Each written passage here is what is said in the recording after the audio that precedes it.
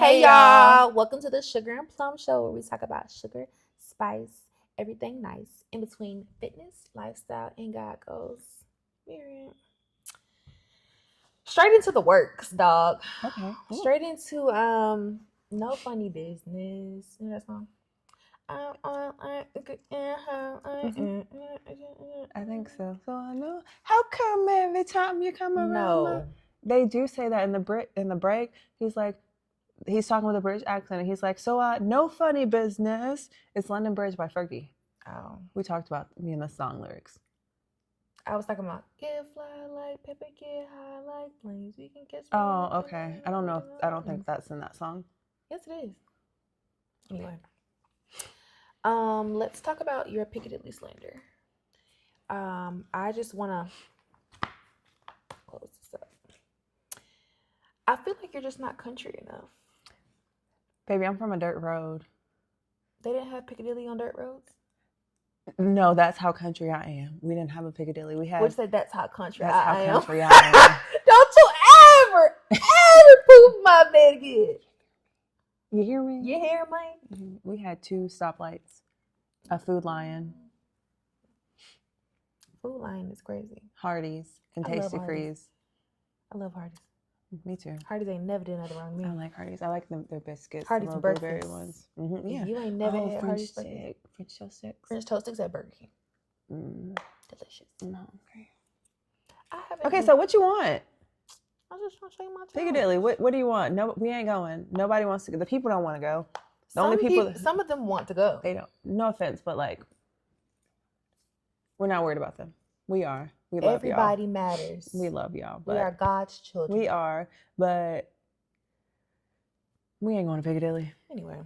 Man, straight into the topic. We're talking about military today. Woo, woo, woo. Go Air Force. I'm not super patriotic, but I'm patriotic enough to say that I was in the Air Force and I liked it. Same. I'm not patriotic really at all, but the benefits benefit. Yeah. Mm-hmm. I mean, that's where we met. That's what I tell everybody. I'm like, if I didn't join the military, I don't know where I would be. Like, that was a good decision I made at a young age. Same. Ditto. And I was 17 when I got in. Oh. Yeah. My mom and dad had to sign for me. Oh, sugar. Mm-hmm. So, okay. I'll go into, like, why I went to the military. Okay. And, you know, just kind of what it did for me. And then we'll just go into BMT stuff. Cool. So, let's go back to 2017 when I graduated high school. I know you were off living your young adult life, you know. Very much so. You were old. But anyway. Older than you. Not old, older than you. Okay. So yeah, I graduated 2017. I wasn't really like a big school girly. Mm-hmm. But I knew because my aunt and my uncles and my cousins were in the military, like they lived such great lives. And at the time, my aunt was civilian contracting. So I was like, they doing all this. Like, I might as well just go to the military. Mm-hmm. So I think my grandmother, she kind of like always pushed the school thing on me.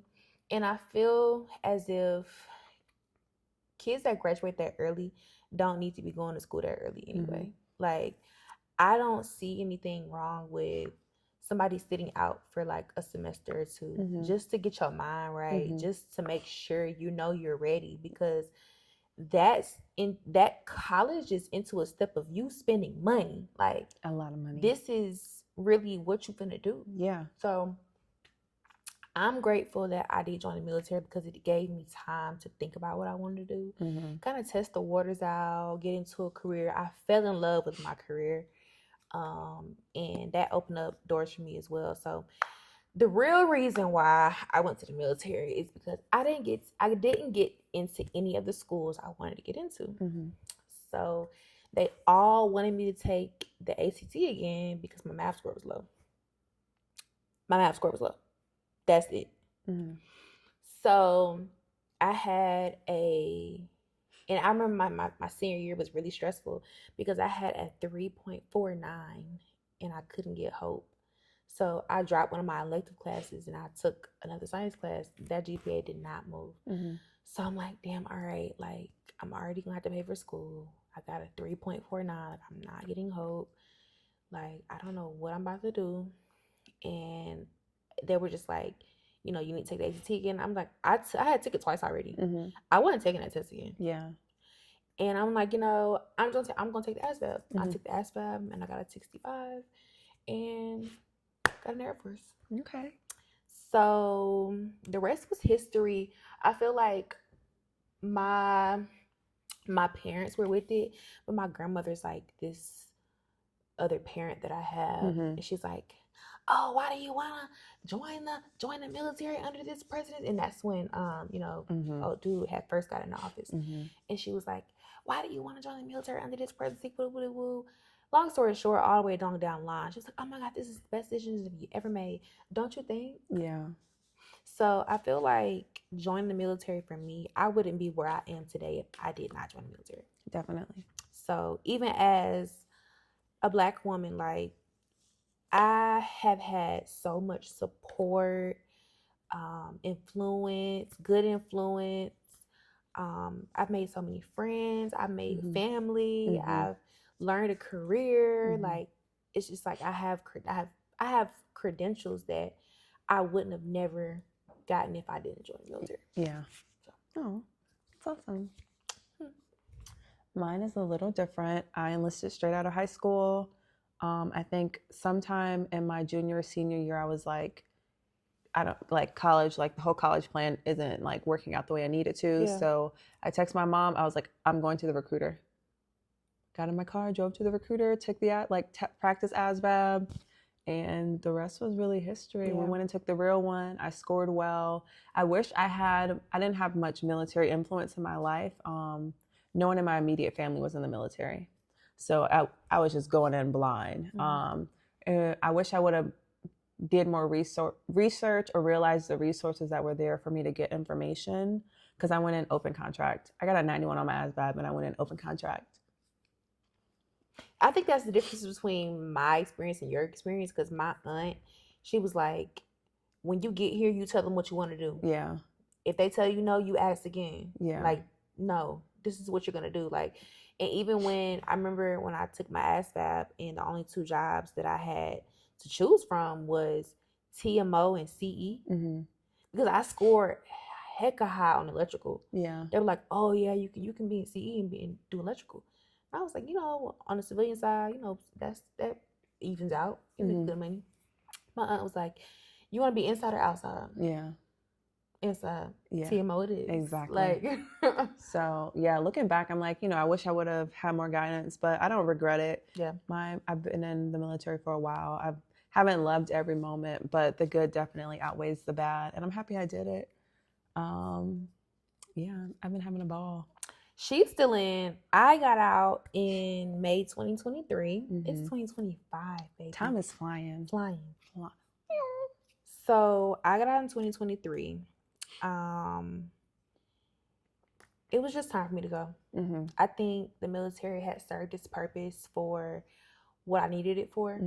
And I learned what I needed to learn. I got what I needed to get. And I think my civilian life started to just turn into something that I didn't really realize it was going to turn into. I thought I was going to do 20 years. Yeah. I really thought I was going to do 20. Yeah. And then when everything started to, you know, really come out of my own control, like it's like God definitely had a different plan for me. Definitely. So definitely. Yes. Since you're older than me and you joined the military like back in the day, were y'all wearing BDUs too? No, we wore ABUs. I joined in 2013. Okay. Okay. So when I joined, so the difference between active and reserve. Yes. Like y'all go to BMT from MIPS, right? Yes. So I didn't go to BMT from MIPS. My GG dropped me off at the airport. Okay. So we met the USO people or whatever, and then I don't even remember the plane ride to Texas. Oh, honey, I remember it all. The night before, we had to go down to MEPS, do a physical. We stayed in a hotel. My parents dropped me off at the hotel. Mm-hmm. We woke up the next morning. My parents came to say bye. They bussed us to the airport. We flew Delta, had TGI Fridays in the airport because they give you a meal voucher. And then we flew to San Antonio.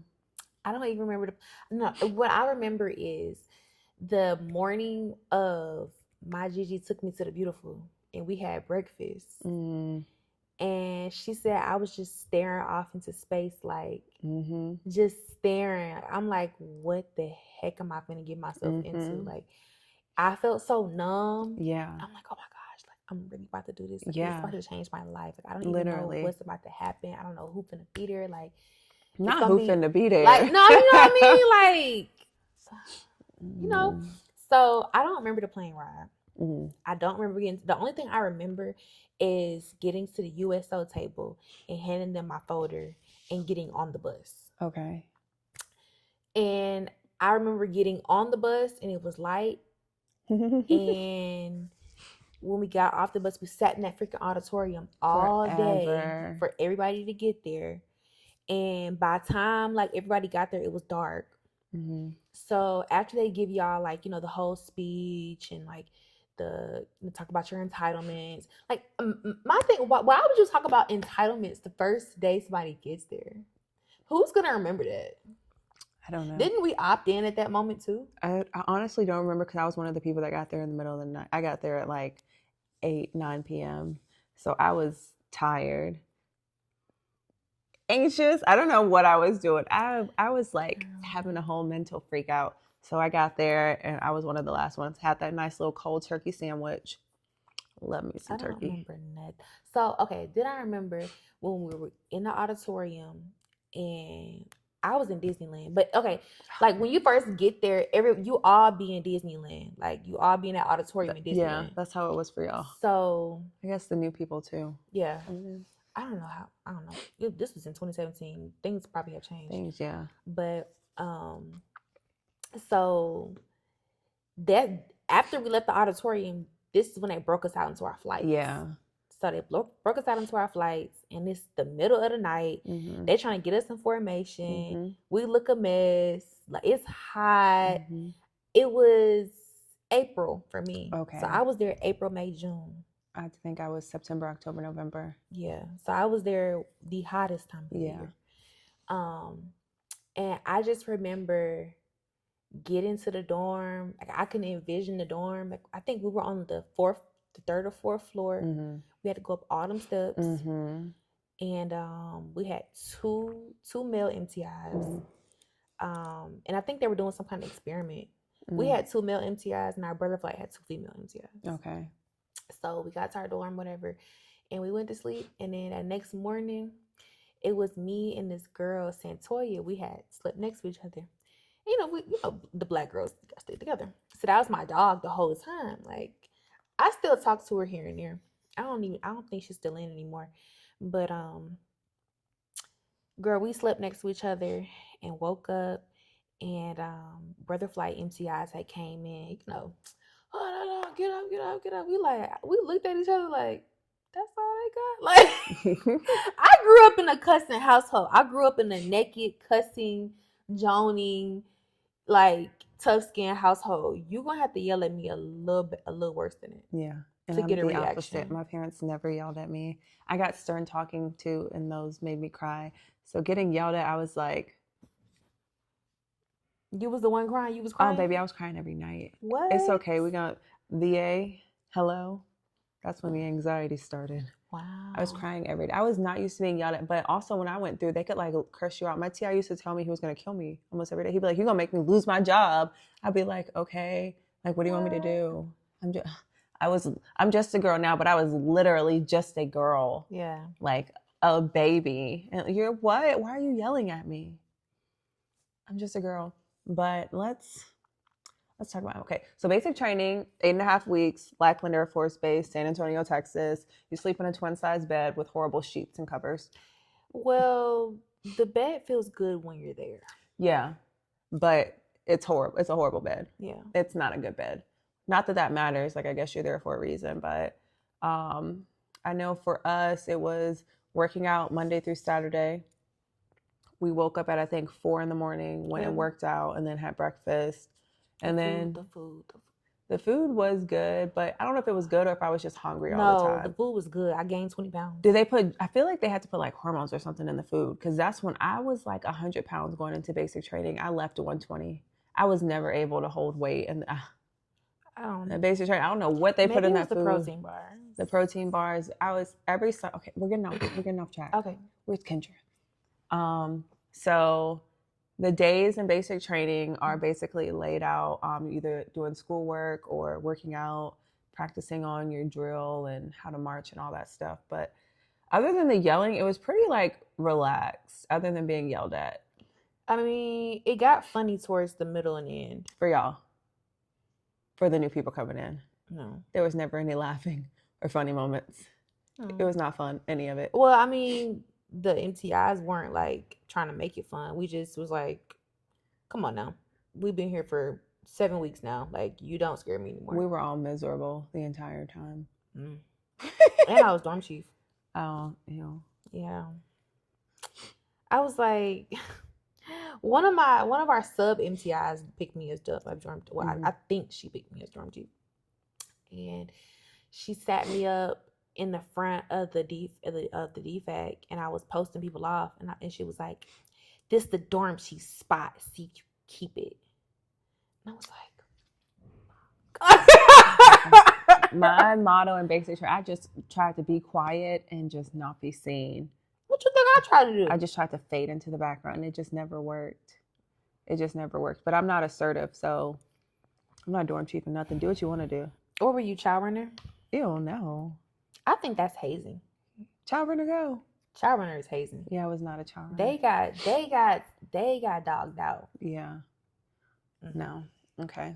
What else we got to talk about with basic training? It wasn't that bad. It wasn't that good. You got to do it though. Peanut butter shot. You get a penicillin shot in your cheek. It's thick. And then they're going to make you run after. They made us run after. Oh my gosh. I just remember that line, sitting on the floor in Reed. Yep. Sitting on the floor, waiting for everybody to get their shots. And you walk through a line and they just bam, bam, bam, bam. Both arms. They bamping both arms. Yep. It depends on what shots you need. Mm-hmm. But they bamping you. Boom, boom, boom. Stick your ass out. And then they like pull your pants down, lean on your other side. Yo, when I tell you that's the worst shot. That and anthrax. Anthrax was bad too. Anthrax was bad. Anthrax burned. But that peanut butter shot. Then, like I said, when we was done, my TA was like, we start marching back to our dorm. He said, double time, march. I said, double time with boots is crazy. I think we had on boots at that time. Too. Yeah. Yeah. BMT, okay, let me say this. Go to church. I didn't go. Oh, I went to church. I was in church faithfully every Sunday. I did not go because, so I was dorm chief. And, me and my little crew, we would stay back. Mm-hmm. Everybody would be gone. When I tell you, we would clean up. We would take a nap. I would shave my legs. We would, sit and just we won't have to walk nowhere. We go down and get our lunch, come back. Mm-hmm. Ain't nobody there. All the annoying people gone at church. They want to go get hallelujah, praise the Lord. But I'm finna wash my hair. I might pluck my little eyebrows a little bit. Girl, that was my time to unwind. Yeah. So I needed the Lord. I needed Jesus. Yeah. I was stressed out. Girl, I was smoking a pack of Newports a day. Anyway, what I'm about to say. So, one of my MTIs, I thought he was so fine. Like, he was my type. You know what my type looked like. Mm-hmm. Then he started getting on my nerves real bad. And then I was just like, yuck. Mm-hmm. When I first got there, I was like, his name was Technical Sergeant Harris. Mm. So basic. Mm-hmm. I wish I could find him on Facebook, but I don't know his first name. Girl, anyway. He was cute. What else about basic training you got? If you grew up in a Black household where you're like self-sufficient, you grew up as maybe like the only child or like the oldest, and you used to some tough love. Okay, cool. BMT, a breeze. But when you run into them girls that ain't never washed their clothes before, that have never been naked in front of people, that have never showered in a public shower, or that are dirty, that have never been yelled at, that are privileged, them the ones that's gonna get on your nerves. You think I got on people's nerves? Because I'd never been yelled at, but I was clean. We had some girls that would not shower. Yeah, they was stinking. We had those, and then we had a girl who, she was Caucasian. She was like, I've never really been around black people before. She's like, I've only seen them on TV. She was from like middle of the U.S. somewhere. I don't remember. I remember her name. Not gonna say it, but she looked like she had never seen a black person before. Little House on the Prairie type. Wow. She's like, I've never seen a black person like in real life before. And that's what's like really amazing to me, because people really be sheltered. Literally. Like for real. Yeah. Like didn't know how to go to the shopping and buy their own pads. Oh. Like it was bad. Yeah. But you meet all types of people from all types of places. So if you got any prejudice or racism in you, you might as well shake it on off. Shake it on off, because your commander might be black. So anyway, so after BM2, you go to tech school. I don't really feel like that's anything we need to talk about. Yes, I feel like it is. Tech school.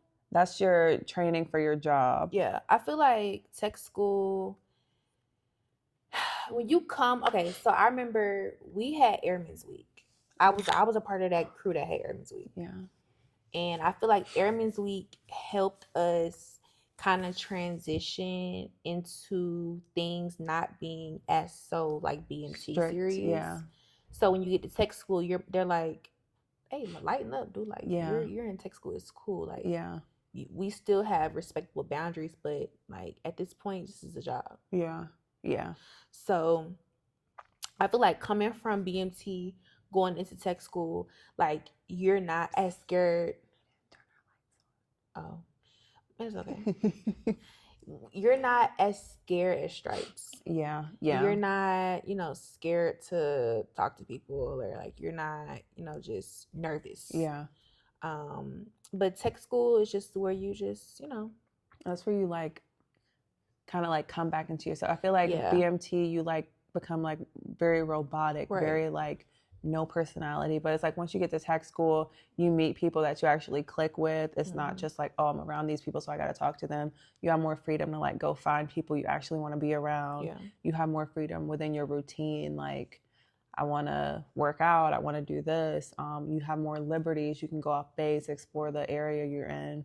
So that's when it's like really like, okay, I'm grown. Like this, I'm doing this now. But I think it's cool. My tech school was in Wichita Falls, Texas, middle of nowhere. Mine was in Fort Lee, Virginia. Oh, okay. Yeah, that's cool. Fort Never Leave. Wichita Falls, literally Shepherd Air Force Base. Yeah. Yeah. Middle of nowhere. They had a Sonic and a Whataburger. Girl, we had everything in Fort Lee. That was an Army base. Yeah. I got sick out there. I believe it. The food was horrible. I don't even remember the food in Wichita Falls. But, okay. What else? So being active, after you leave tech school, you go to your first duty station. While you're in tech school is when you get your duty station. I remember. Well, let's rewind. She was active. We already told him first, and then I was reserved. We told him that. We did? Mm-hmm. Okay, go ahead. I think we did. I don't think so. I think we did.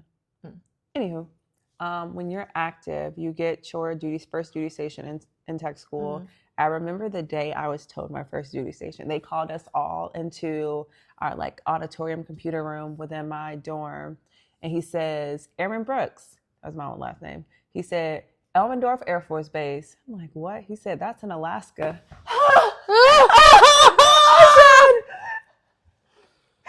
I got woozy. I was like, I got on the phone. I called my mom. I said, this is the worst thing I've ever done. I said, this is the worst decision I've ever made. I'm going to Alaska. I said, what? Alaska? Oh my God, distraught. I was about to get out of the military. Like, I just knew. I was like, you were done. Me, Alaska? And then I left tech school in Texas in January to go to Alaska. January? January. Oh my gosh. Did they give you cold stuff? when you got there? Ish. They gave me a fleece. Wow. Yeah, So like you literally picked up and moved to Alaska. Like what kind of stuff did you have with you? I had nothing that was gonna keep me that warm. That's for sure. So you just had clothes from tech school Yeah. in a dorm room. Mm-hmm. Wow.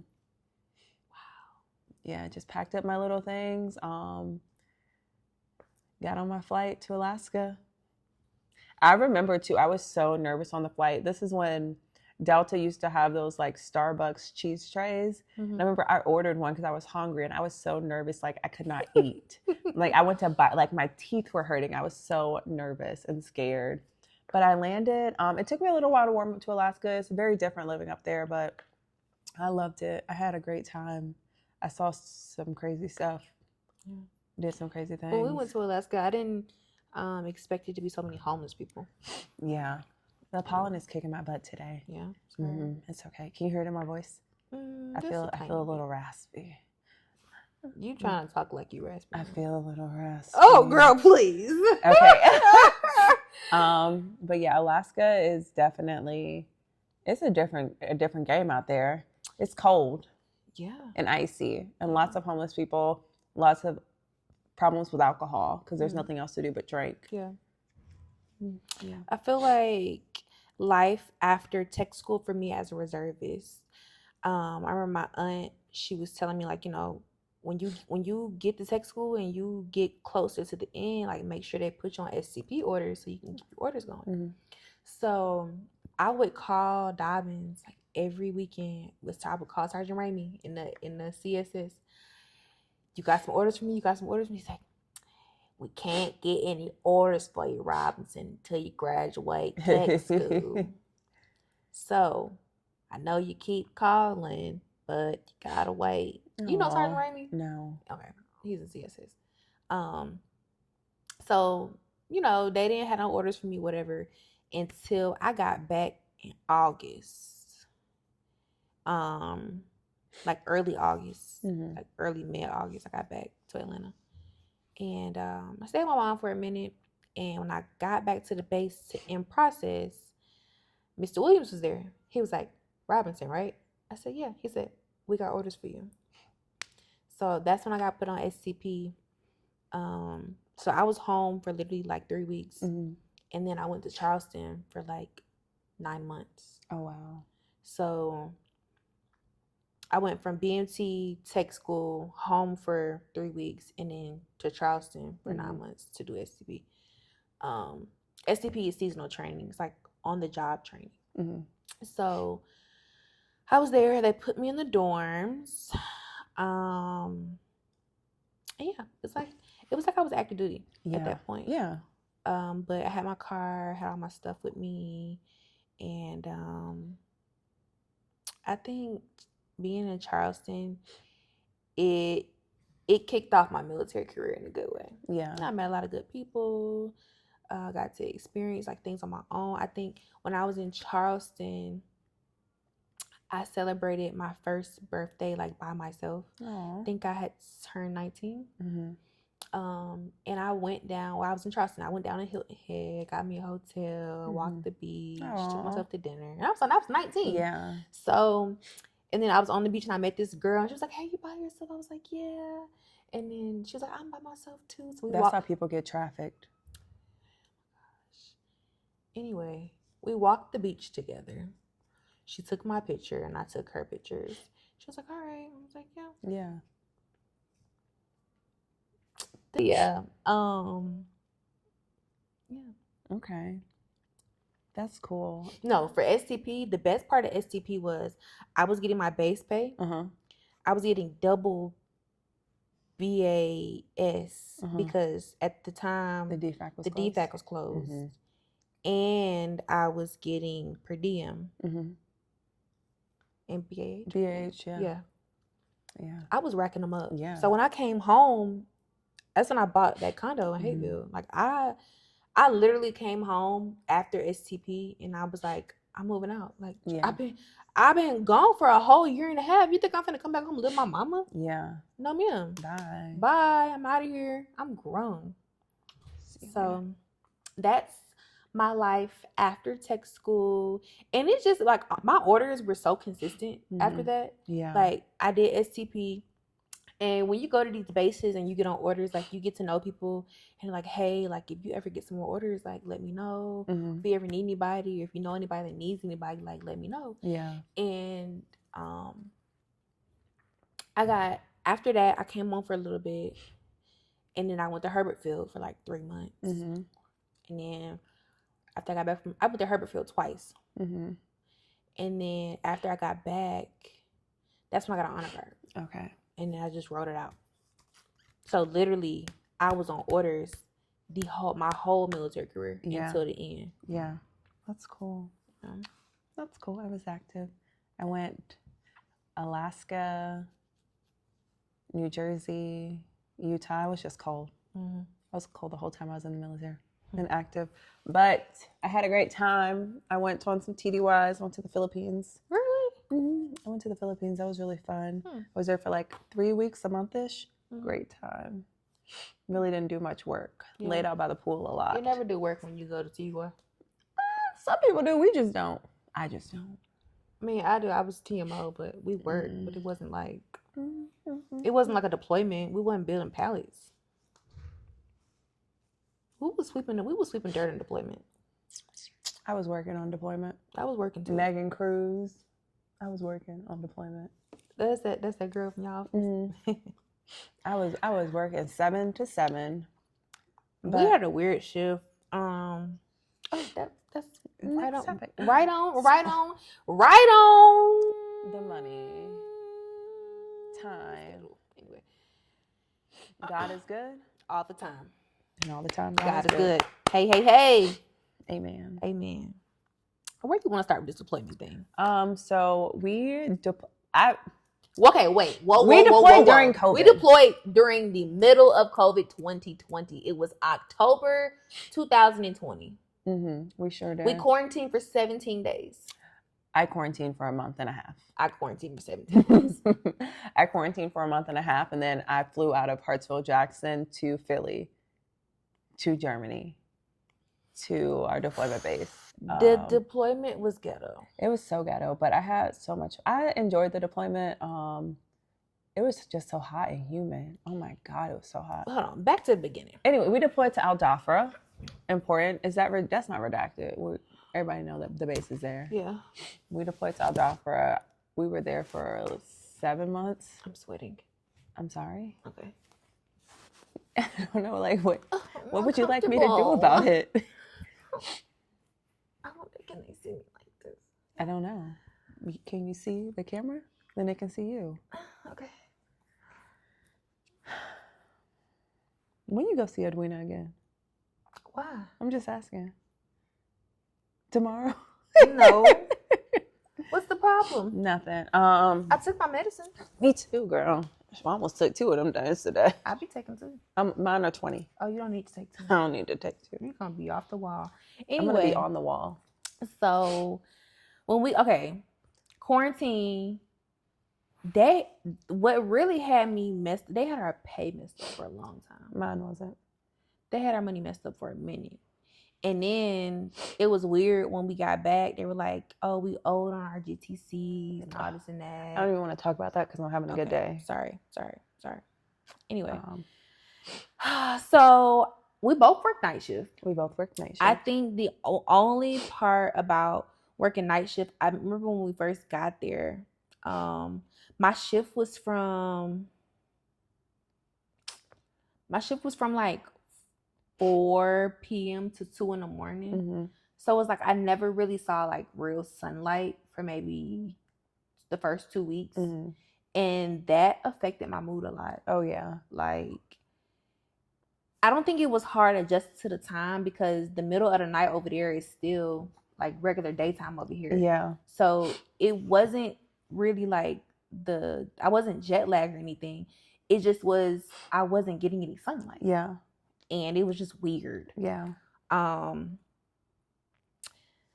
My job, like the people in my office, I feel like I was in such a distraught mental state. Yeah. I was in such a like in a daze. Yeah. And I feel like people really didn't know what was going on with me, and was like, "Oh, she's an angry black girl," because that's how I was acting. Yeah. And I feel bad because it's like I didn't have to go through what I went through. Yeah. Yeah. So definitely. But other than that, deployment, I didn't start enjoying the deployment until maybe like we had 2 months left. Dang. I had a ball. I wish I had a ball. I had a great time. Sorry. We can go back to visit. Not the deployed location, the actual location. Abu Dhabi. We was in Abu Dhabi. I was hot and having a ball.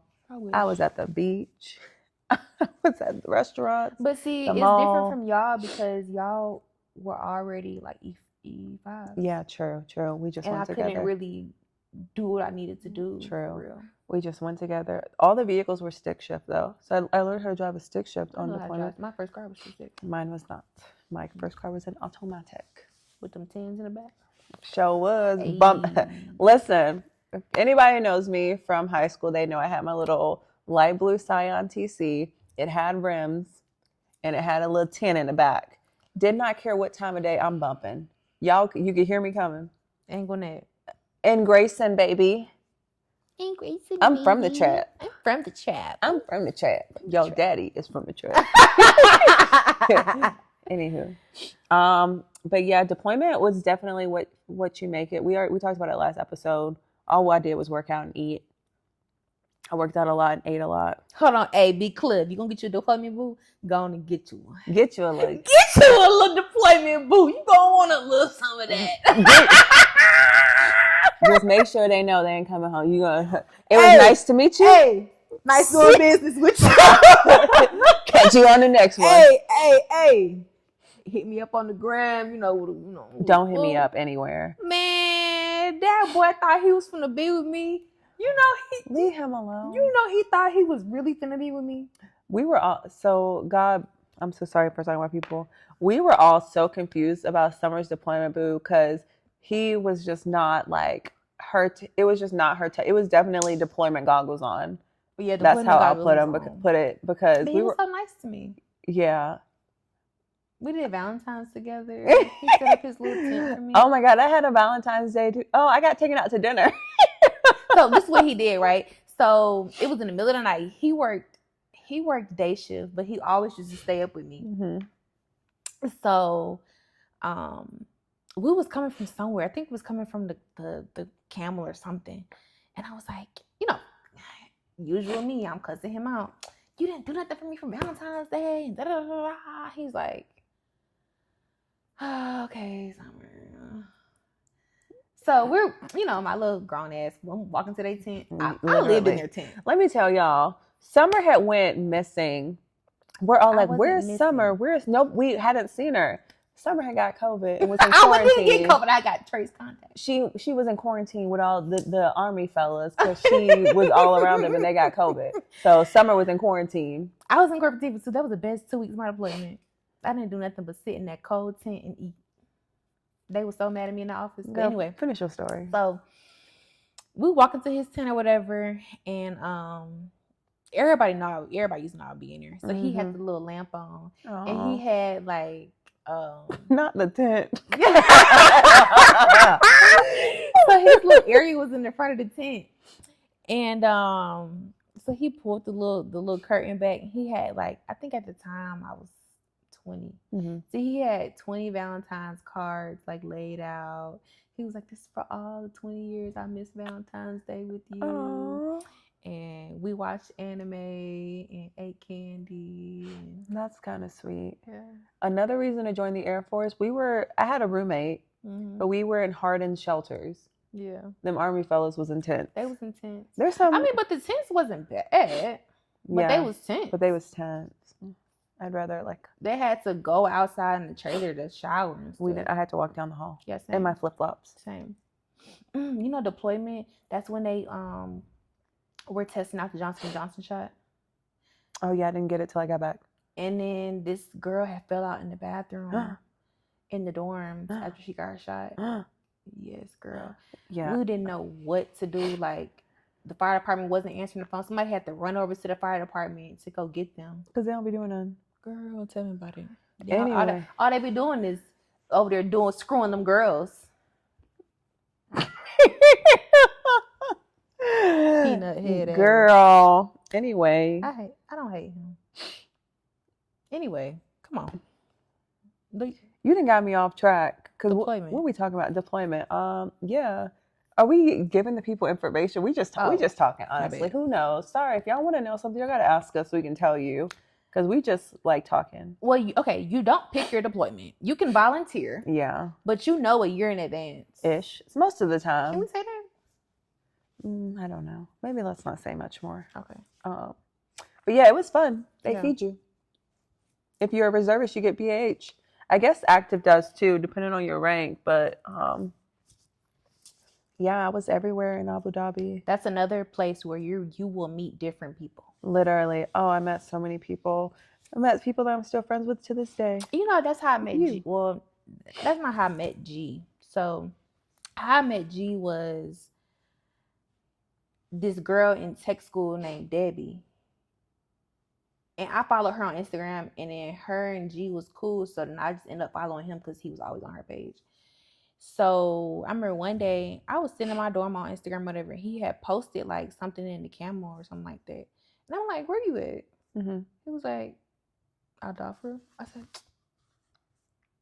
meet me at the camel.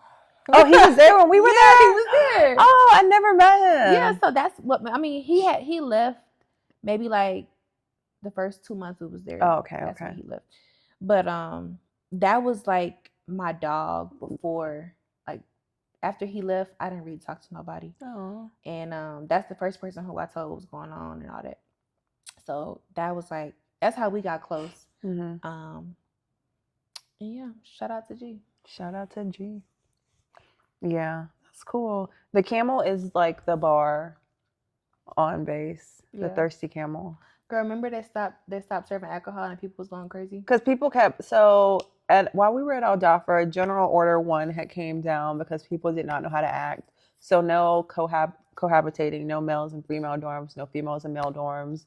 It was very strict, and people were still acting up. We got 3 drinks a day. That was all you could get. People were still doing their thing, sneaking alcohol, whatever, acting a fool. So everything just shut down. No, nothing. Them people was going insane. Crazy. Girl. But it didn't last long. The no people in the dorms could last. I think people kept getting pregnant in STDs. What? Yeah, like the rotation before us, like girls were getting pregnant. Wow. That's why it happened. So yeah, don't make any deployment babies. They wrap have it plan up. Bs in the BX. In the BX. Probably condoms too. Yeah. So there's options. There were the many options. Mm-hmm. Mm-hmm. Anyway, we already kind of talked about job selection. Well, I wasn't done talking about deployment. Oh, I'm so sorry. Keep going. I think what I would say about deployment is literally enjoy it. Yeah. Like, just try to just be there and just be in the moment. Definitely. And just get to know everybody. Have a good time. Like, enjoy the workload. I know the workload, it be a lot sometimes and stressful, but just take it in. Yeah. I feel like it's like all you have to worry about on deployment is yourself. Is yourself and like, your job. All you have to do is go to work. Just go to work. That's all you have to do. So it's like you can fill your day with as much extra stuff as you want to. There's no, obviously, having a family, having kids, you're going to miss them. But it's like, you don't have that, like, I got to rush home. I got to make dinner. The food's cooked. That's the difference between being in the Army and Air Force too. Yeah. Because, they had to be in formation. They were still doing PT together. Oh, God, I didn't know that. Yeah. No, we didn't do any of that. Air Force is very corporate. That's what I loved about the Air Force. It's very, you're an adult, handle your business. Right. If you don't, we're going to have to talk about it. Handle your business, do your thing, do what you need to do for you. Right. But yeah, deployment, I think I would volunteer for a deployment tomorrow. I would go as a civilian. Depending on where the location was. Yeah. I would go as a civilian. Let's go. Okay. Find me a little IT something. You can go work at the Camel. We can go work at the gym. That would be nice. That would be nice. They make good money. Okay.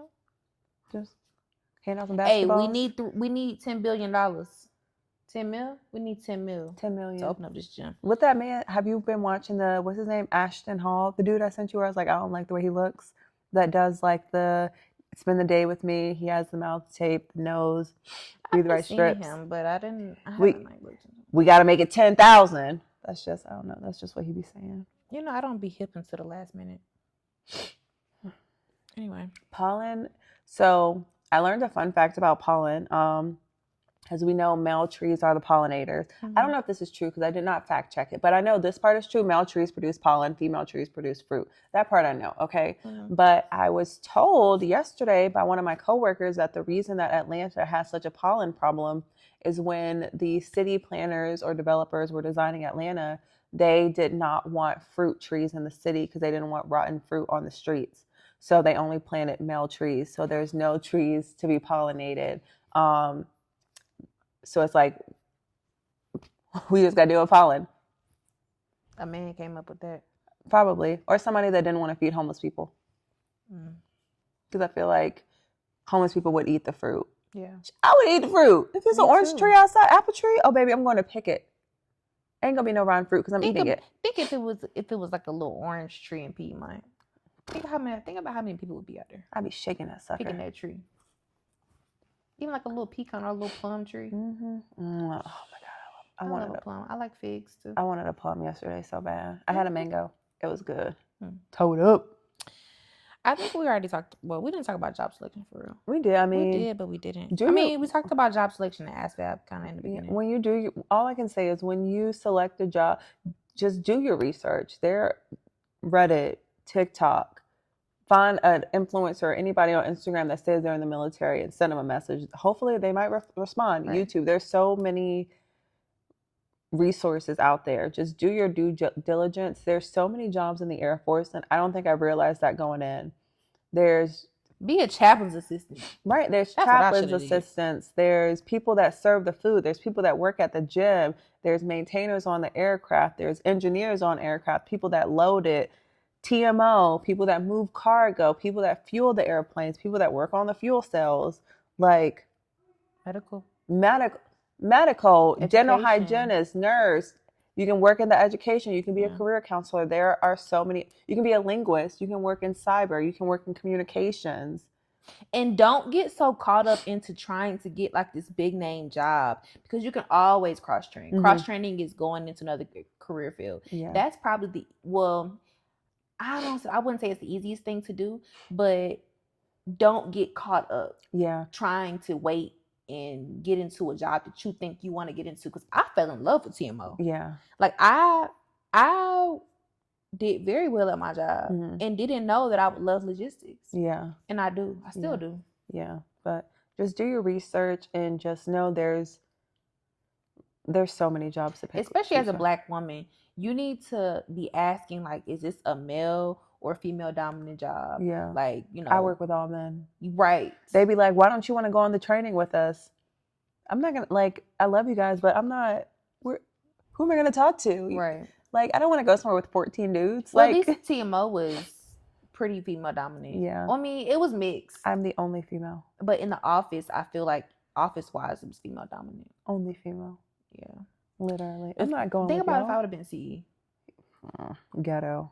The ghetto. Oh yeah. Well, I probably would have got treated pretty very well. Yeah. Because when you're like the only girl, I don't do anything. Yeah, you don't do nothing. Especially when I was in inbound working TMO. Like anytime I'll be inbound working TMO, and then they'll be like, "Oh, Robinson, you don't gotta do that." But okay, I'm gonna go in here and process the papers. You just bringing me. Yeah, exactly.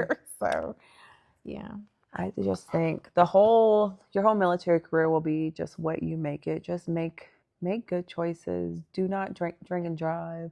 Yeah. Make your decisions for yourself, not for a partner, unless it's like, your wife, y'all locked in. But don't chase no man. Don't chase no woman. Just do what you got to do for you. Live your life. Take advantage of TDYs, training opportunities. Go everywhere. See the world. don't get caught up. What I got caught up with is coming back home.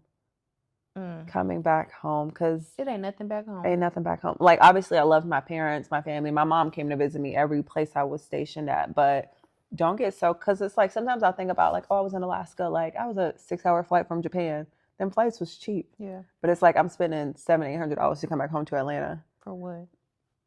My thing is that's your advice as being active duty. Mm-hmm. As a reservist, if you're going in being a reservist, you need to be going in with a plan. Oh, yeah. Do not be a traditional TR. Yeah. Unless that's what you want to do. Yeah. If you want to just, okay, I'm going to BMT. When I get back home, I'm going back to my regular job and I'm going to do my UCA weekends and that's it. Yeah. But if you plan on actually making the military a career, you need to be getting your name out, making sure you're meeting people, showing face, being respectful, making connections. Yeah. Because I feel like if I didn't have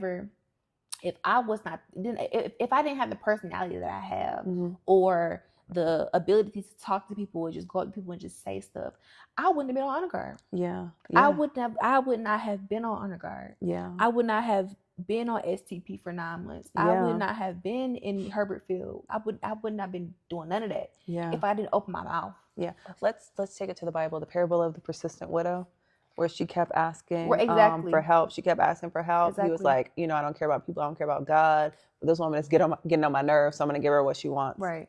And that's exactly what happened to me. Like, I kept being persistent. I kept being like, I want to do this. I want to do this. I want to do. I remember at one point, I was going to go IRR and take a civilian contract job overseas. So I was going to go to the fire department and be a firefighter. Happy you didn't do that. Civilian. Happy you didn't do that. I was going to civilian contract and go IRR. Okay. Or I was going to go active duty. And Major K, it was something about the paperwork that they didn't want. I don't know what it was, but they were making it really, really hard for me to do. And then that's when I got on honor guard.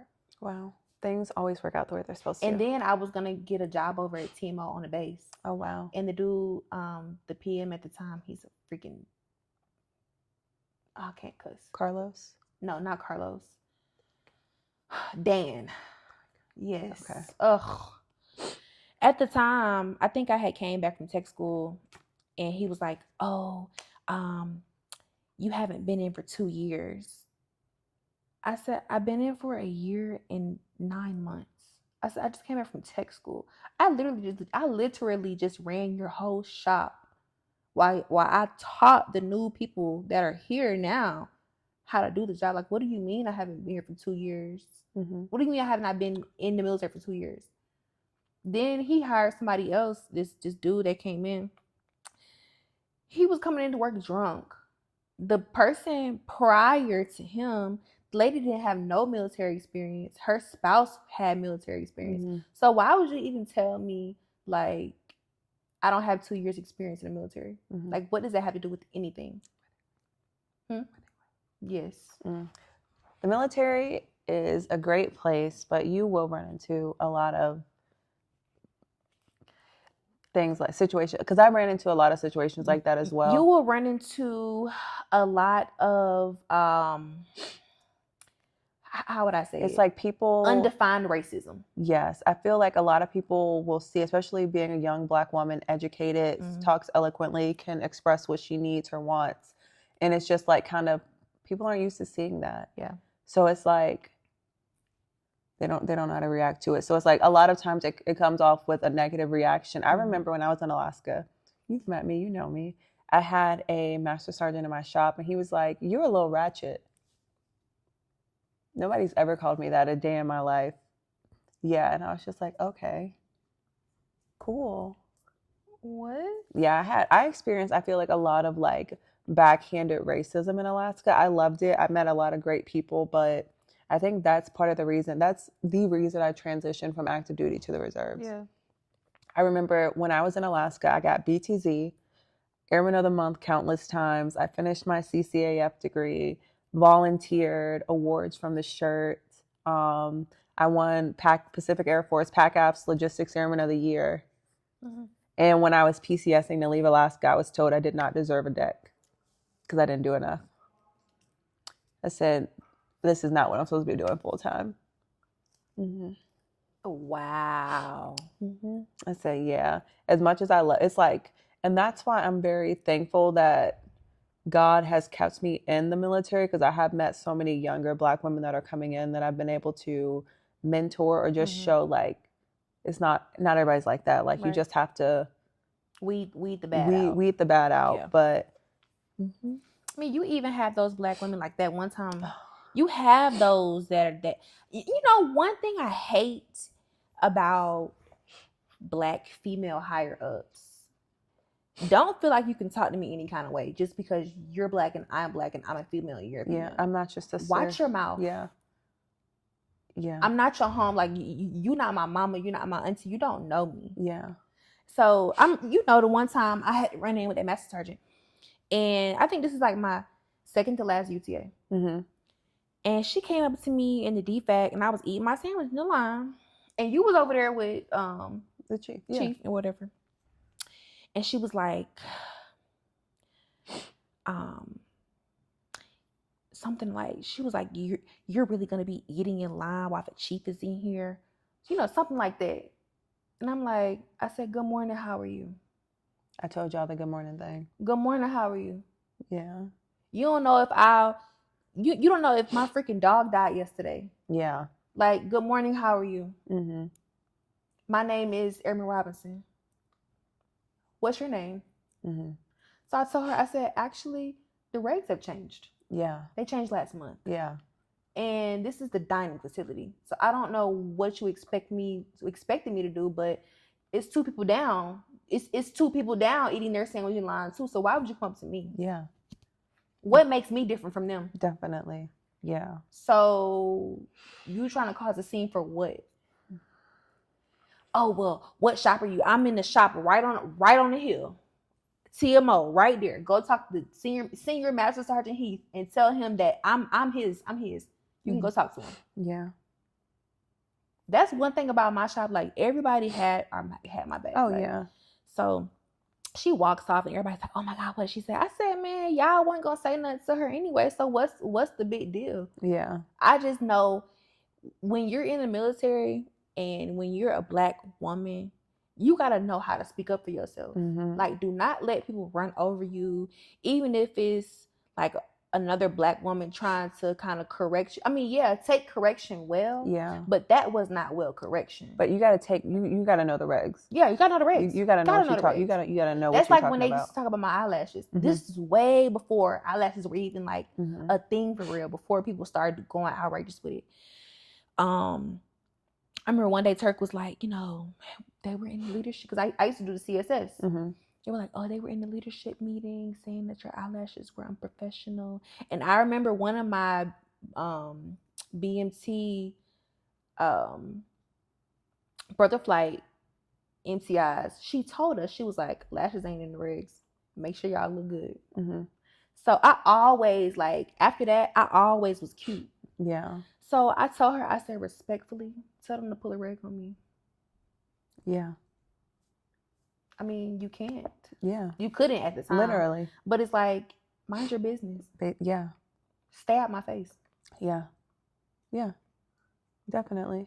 So people love to think they know what they're talking about. Even like going out in uniform places, like the old, back in my day, I love going out with my ponytail in uniform. Y'all can, yes, we can. I can have a ponytail. What about it? But know your regs, know your stuff, know your business, and stick up for yourself. Yeah. And find a good mentor. She can be he, whoever, just somebody you trust. Could be prior service, still in. For a while. Just find someone that can pour into you and help you succeed and mold your career the way that you want it to. Exactly. Hit me up. I'll be your mentor if you're nice. I don't like. I mean, I would love to give people advice. I know we still know a lot of people. Yeah. And having connections in the military is very important. It's very important. Very important. So yeah. I love the Air Force. I've had a lot of bad experiences, but I've had a lot of good experiences. Same. So If I could do it all over, what's that song? If I could do it all over again, I would. I would not come open contract. I would go to college and do ROTC. If I could do it all again, I would do it all the same, probably. Yeah. I've been working this system, girl. I'm getting these degrees. Hey, I mean, they working me. I'm gonna work them. That's what they say, girl. Hello. Good morning. My neck hurts. What else you got? You ready to do Bible verses? Ready to get into our Bible bag. Let's see. What else do we have to talk about? That was it. That was it. But that's. I mean, I feel like the military. It's where you meet. It's where you meet your second family. Definitely. Like most of my friends that I have right now are from the military. Oh yeah. Hi. You, Kendra. Bree. True, yeah. Not Ari. Not Nay. We don't gotta go through all the friends, baby. But yeah, most of my friends are from the military. You want to start with your verse? Sure. So, I'm taking us down to Proverbs. Ooh, okay. Taking us down to Proverbs 2:16-19 NLT. Don't forget, we don't read the King James. We don't read that one. We'll get down with them, but okay. So Proverbs 2:16-19, New Living Testament. Wisdom will save you from the immoral woman. Immoral. Let me say it again. Wisdom will save you from the immoral woman. From the seductive words of the promiscuous woman. She has abandoned her husband and ignores the covenant she made before God. Entering her house leads to death. Ooh. It is the road to the grave. Ooh. The man who visits her is doomed. He will never reach paths of life. So, when we first started reading Proverbs, I never knew that Proverbs talked about the promiscuous woman. So I felt like that stood out to me because the black men need to get in a black man group chat. 100%. Y'all gotta. I want to be a wife, please. Y'all I gotta want to step be up. a wife, but they're so traumatized. Literally, I think we're all traumatized. No, and but a lot them of people, is bad. No, I think we're all traumatized. I think in the black community, though, it's just a stigma around men seeking mental health. Yeah. Like health help. And I think a lot of black men need therapy. They need counselors. They need to journal. They need to go to church. They need positive role models, mentors. And I feel like everybody just has so much pride. I feel like at our friend group, like me, you, Kendra, like my immediate friend group, we're such forthcoming, down to earth, like helpful women. Yeah. And the men are not used to that. They're not. They're used to that promiscuous woman coming in their life, tricking them and coming in with trickery and lust and you know, getting dragged down. Yeah. And you come into a relationship or a, you know, any kind of situation with somebody like me or you, and they're like, this is too good to be true. Literally. And then they start being self-sabotaging, manipulative, self-sabotage, like, and you start thinking like, damn, is it me? Yeah. Like, I know I'm not tripping. Like, he is tripping. Literally. I had to tell me I was too calm during a conversation. Baby, it's okay.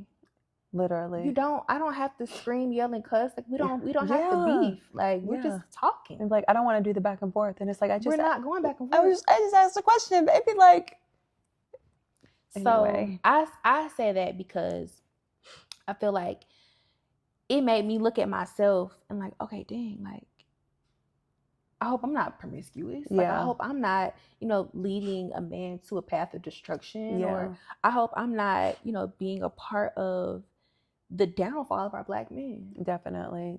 I feel like you said, for us, like, we have our own our own motion. Yeah. We got our own things going. So it's like, I want a partner that I can lift up and bring to my space, and I want him to bring me to his space, and we can elevate each other.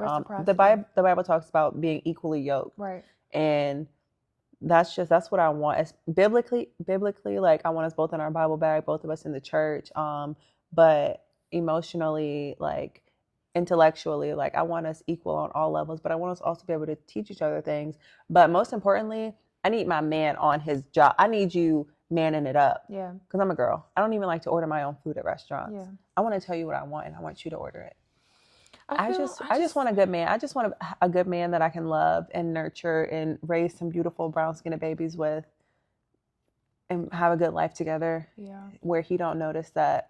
I just need the black men to get in that black man group chat. Get in the group chat. I need y'all to get in y'all black men group chat. I need y'all to bring the other black men up. Like, I don't know. Like, get off Instagram, because it's like, that's another thing too. The promiscuous woman, the Bible somewhere, I don't even know the verse, don't at me, but he talks about, like, people talk about lust and committing adultery. Mm-hmm. But if you look at a woman with a lustful heart, you're already committing adultery, and to pluck out your eyeballs, because you would rather lose a good eye than your whole soul. You know. I read that too. And I can't remember what. It's somewhere here, but I feel like Instagram has, like, totally ruined people in relationships. I think it's Exodus, when the 10 Commandments. Is it? It's not. Let's talk about adultery though. Yeah, but it wasn't that specific verse. No. But, like, you be a wholesome man. Like, you can't fall if you are following only women with a booty out on Instagram. I'm wondering, are you a makeup artist? Do you do lashes? Like, are you trying to have clientele? Yeah. Girl. Because I know somebody watching. So are you trying to get some clientele? Why are you only following naked women? He don't matter no more though. We'll pray for him. But, like, just, if you want a good woman, like, you gotta surround yourself with good women too. Yeah. Because it's like, I want to have a loving husband. All the men in my life that are my friends are amazing men. Right. Exactly. I had to tell friend. I said, treat me how you would want a man to treat your daughter. Mm-hmm. Because I am someone's daughter. Exactly. I said, my dad, my stepdad, my uncles, I'm their princess. They're not playing about me. Literally. Like, come correct. Like, I'm not accepting bare minimum. Literally. At all. And I think that's another thing, like, having good male friends, good family relationship, and even, like, just good platonic relationships. Yeah. Like, I want a husband, you know, I want to be a wife, I want to be a mother, but I'm not missing out on any love in this section of my life. Exactly. Everybody in my life loves me down. My coworkers, my friends, my parents, my siblings, everyone that comes into my life or that I allow to be in my space, they love me. So It's like, you think I'm going to accept you loving me halfway when my homeboy calls me to say, hey, what's up? What you need? How's your day? How you doing? And it's never on any, like, weird business. Like, people are like, oh, he just wants you. No, he doesn't. He does not. Trust me. We've been friends forever. The road would have been gone down by now, let's be honest. But, like, people can have platonic relationships with the other sex. But anyway, yeah, just learn to be better people. Yeah. That's why I did that verse. I mean, It just made me think. It made me self-reflect. Yeah. And it made me think of the other side. Like, dang, like, these men out here, they really hurt. Yeah. Yeah. But it's like how you present yourself as well. Like, I feel, we can go on a tangent. We'll save that, even though we already went on a tangent. Save that for the next episode. Yeah. Tune in next week on Sugar and Plum. Okay. So my verse is going to be from Luke 12. I'm going to do 25 and 26. We love Big Luke. Luke is my uncle. We love Big Uncle Luke. Luke is my uncle. I've literally, in the past month, I feel like I've read through Luke 3 times. I've listened to podcasts detailing Luke. Mm-hmm. I've watched YouTube videos. Luke. I love Luke. Like, I love Luke. This Luke is for the women. Luke is, what was it? I'm not going to get into all my, okay, come on. My Bible now. Okay. Luke 12, 25 and 26. Can all your worries add a single moment to your life? And if worry can't accomplish a little thing like that, what's the use of worrying over bigger things? As somebody with, okay. Can all your worries add a single moment to your life? And if worry can't accomplish a little thing like that, adding a single moment to your life, what's the use of worrying over bigger things? So like, why are you worrying if it's not gonna, worrying doesn't, and that's something I've definitely, I'm a worrier, had to like instill within myself within the past couple months, like worrying will not change the outcome of anything. Exactly. It's like you're just putting yourself in angst. Yeah. Like, why am I worried? Yeah. I'm gonna pray about it. I'm gonna talk to my friends about it, and usually only good things happen to me. So it's like, what am I worried? Like, I'll be worried about a situation that I've been through before, and it's like everything always works out amazingly. That's what we were talking about this morning when I sent y'all that voice message, like the power of prayer. Yes. Oh yeah. Like when I could not sleep last night, and I was just up, just worrying, like, oh my God, I have to go to bed. Like, I'm not gonna be energized for my workout tomorrow. I'm gonna miss out on sleep. My sleep's gonna be off. Like, just making up these scenarios in my head that's just gonna go absolutely wrong. And to just get in a posture of prayer and to just talk to the Lord, and He literally kept me up. Yeah. What did He say? Cast all your worries upon me. He kept me up. Yeah. He said, do what you need to do. I'm here. Kept me up, did what I needed to do, and went right to sleep. Soundly. And woke up on time to go to the gym. And had a beautiful day. Yeah. Took a little 45-minute nap. Of course. But I had a great day. I got a lot of work done. I was very, productive. But that just goes to say that verse is like, worry for what? For what? Like, for what? It's not going to do nothing. What are you going to do? I feel like in the moment of worry, you should lean on your history with the Lord. Oh my God! What? Nikki! That was you! Say it again. Listen. I can't say it again. I'm just trying to show you my chest. Yeah, but like, lean on your history with God. Like, it's like when you go through something and you're like, been here before, know how to handle that. Literally, we talked about this in Bible study. Yeah. It's like, yeah, you've been through this before, so now you got experience. You know what God did last time. You know what you did last time. You know what you learned last time. So put it into play. Move differently. Exactly. He got you.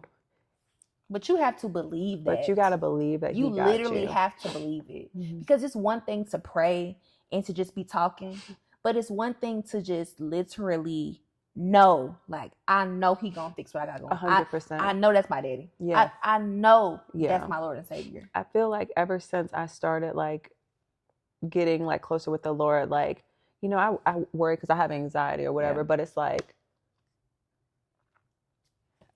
I really don't be worried about anything. I just be relaxing, honestly. I know He got me.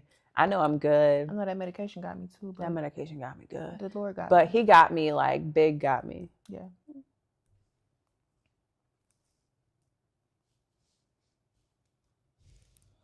Who that in the back?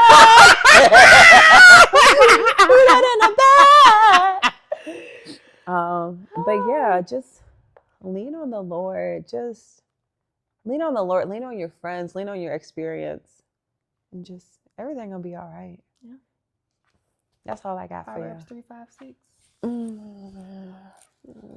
Lean not on your own understanding. All right, y'all. Catch us on the next episode of Sugar and Plum. What should we say? Like, we should put something together. What do you order? Some ASOS. Oh, I like ASOS. I like ASOS. Me too. What is it? Team Rocket's blasting off again on the next episode of Sugar and Plum. All right. We love Sugar and Plum. Oh, that is our thing.